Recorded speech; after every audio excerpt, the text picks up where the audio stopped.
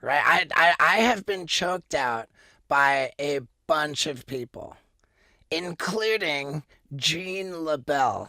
Hell yeah, you should. That's an honor. I've been Yeah, it choked is. out, but I've never choked anybody else out. Okay, so now Jean LaBelle is such a huge person in your story, and just mentioning his name, seeing you smile so much is killer. For people who don't know Jean LaBelle, like how do you like what? Uncle Gene is pretty much the most decorated stuntman of all time. He did fights with Bruce Lee and John Wayne all the way up to Rush Hour, and he was in the first ever televised MMA match because his mom was a promoter, a boxing promoter, and set up a boxing versus judo televised match that he won, by the way.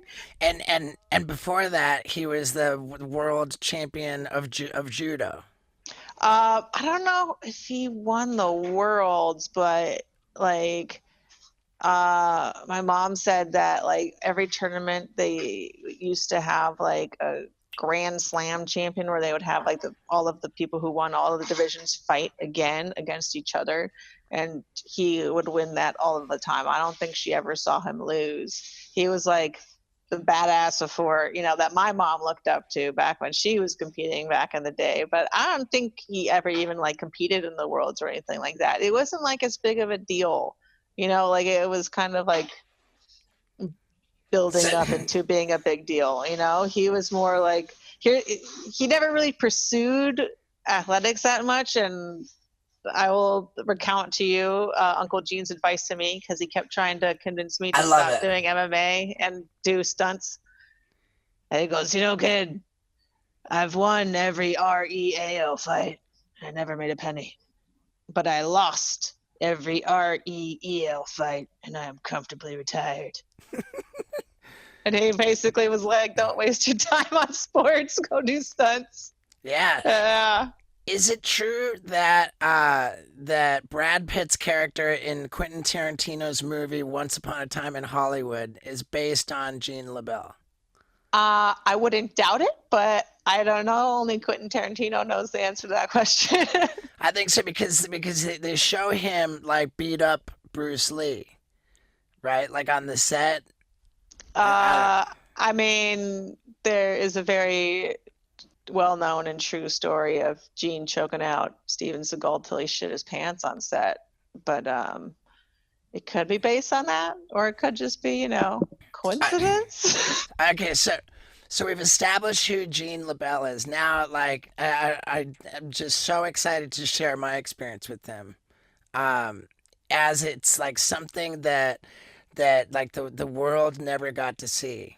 Like Gene LaBelle showed up when he showed up on the set, and when I say on the set, it was the office, for Jackass the movie, our first Jackass movie, and they had, if I remember correctly, like the entire cast, like what were there were nine of us, and I believe he did all nine of us.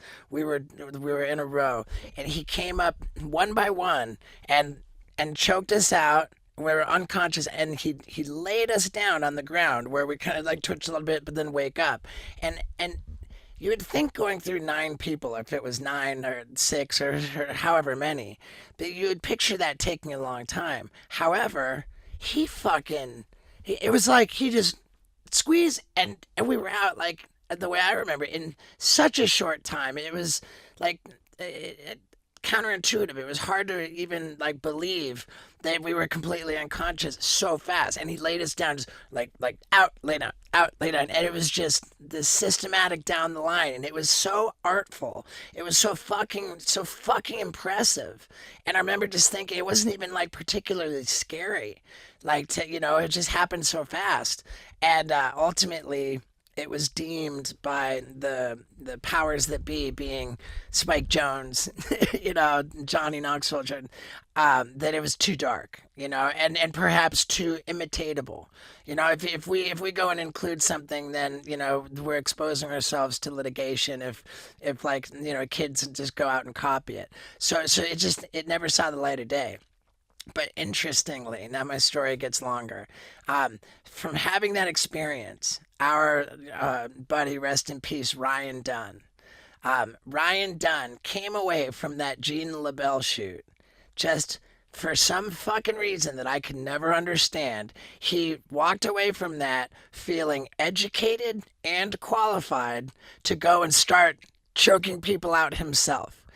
And he did. I mean, so and like this is what happened. We were on this tour after that movie, like touring around the whole fucking world, with Steve O's "Don't Try This at Home" tour, doing dumb stunts and getting drunk on stage every night. And Ryan would say to the crowd, "Who wants to get on stage and get choked unconscious? I'm gonna choke someone out." And everyone's like, "Me." And I'm sitting there, Ryan, no, you can't.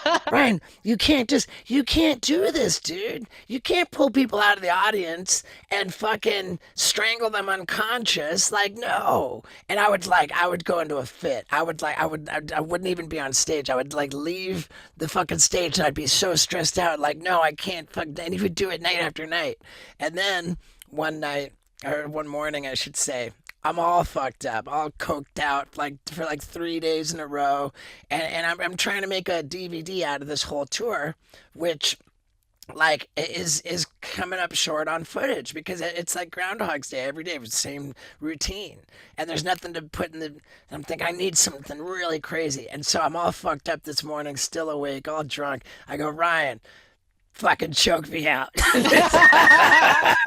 And so he chokes me out once, and then I'm like, dude, do it again. And he ended up choking me out 6 times in one day. I believe it was all in one afternoon. Damn.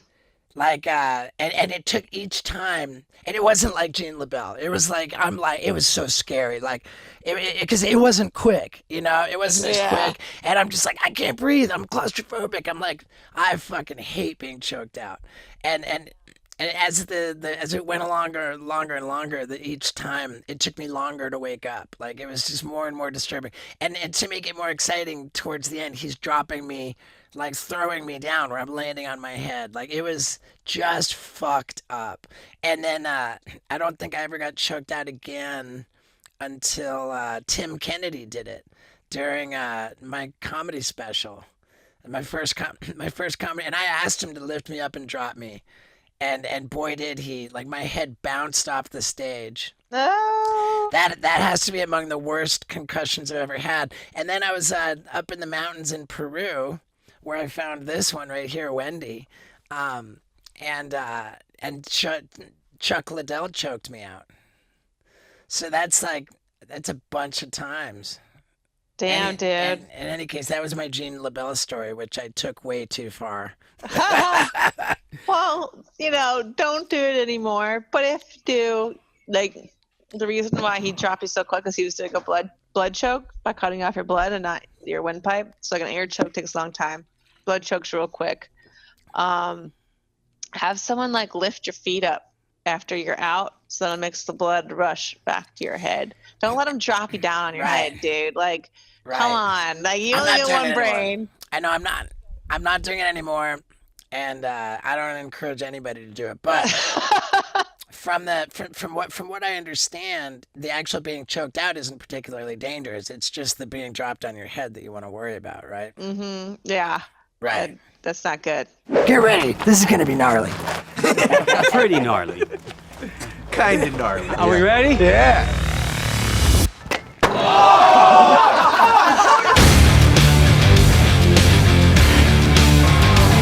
What's up, Denver? Women can paint their boobs and show them on Instagram, so I figure I should be able to paint my dick and do whatever I want. Make some noise for my brother, Weeman! Are you ready? Wait, let me inspect for crabs this time.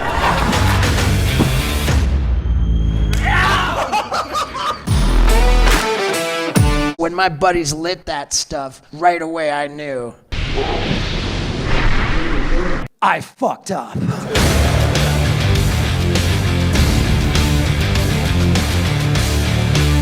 I'm not doing this to hurt you, Dad. You're gonna hurt me. You're gonna piss me off.